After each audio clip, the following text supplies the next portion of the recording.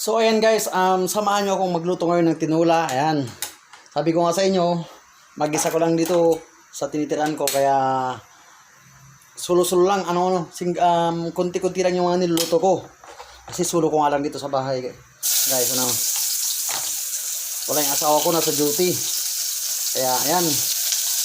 Sabi ko nga sa inyo, hindi ako professional na manluluto. Kaya yung mga basher dyan, ayan, tulungan nyo na lang ako kung ang dapat unahin. Ako guys, inuuna ko yung bawang. Siyempre pagkatapos ng bawang, pag medyo nangangamoy na, sinusunod ko yung luya. Pagkasunod ng luya guys, sunod ko na rin yung sibuyas. Ayan, tama ba guys? Tama ba? Tapos, ayan, nung medyo nangitim na siya ng konti, siyempre, andito yung konting chicken. Yan. Konting manok. Ayan siya guys. So, ayan. So, palagay ko na yung manok. Wait lang. Paitimin lang natin ng konti. Ayan, pwede na. Palagay ko na yung manok. Guys, ayan. So, kita nyo naman siguro, ayan.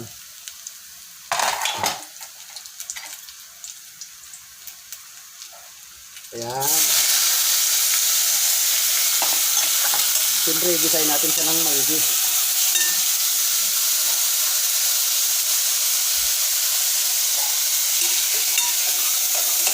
So, wala akong maisip na content ngayon. Total, mag-isa ko naman dito sa tinitiran ko. Ayan. So, luto-luto lang muna. Ano guys? Sama niya ako magluto.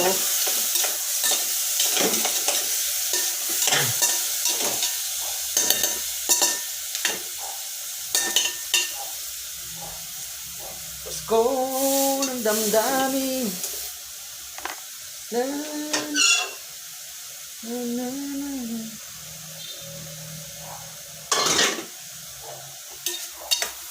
Ayan.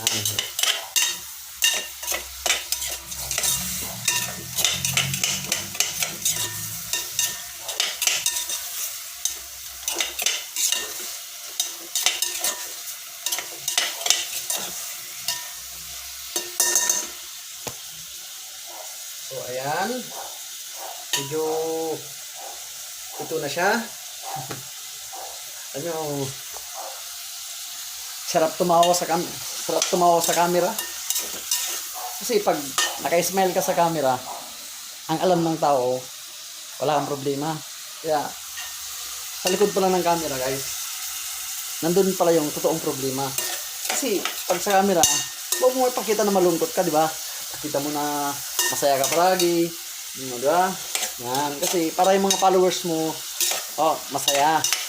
Masaya. Yung mga manonood din sa'yo. Yan, habang nagluluto ka, di ba? Wow, natatakam yung mga followers mo. Pag nagluluto ka na, smile. With a smile. Even though they say. Yan, guys, samahan lang natin yung buhay ng kunting saya, no? Yan. Kasi, huwag mong isipin yung problema. Ang problema, ayaw mo siyang mag-isip sa'yo. Kasi, marunong ang Diyos. Yan.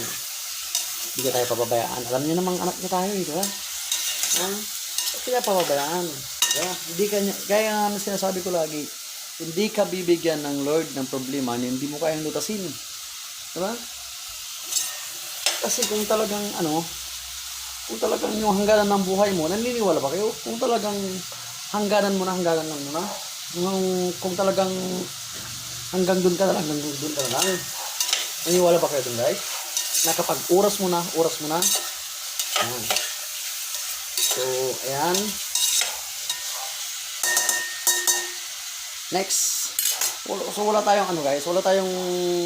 Pwede ba to? Wala tayong dahon ng malunggay. Wala rin sayote. Ito na lang yung binili ko. Kasi ayaw ko ng ampalaya. Mapait eh. Ito na lang. Lagyan ko ng kunting bagong.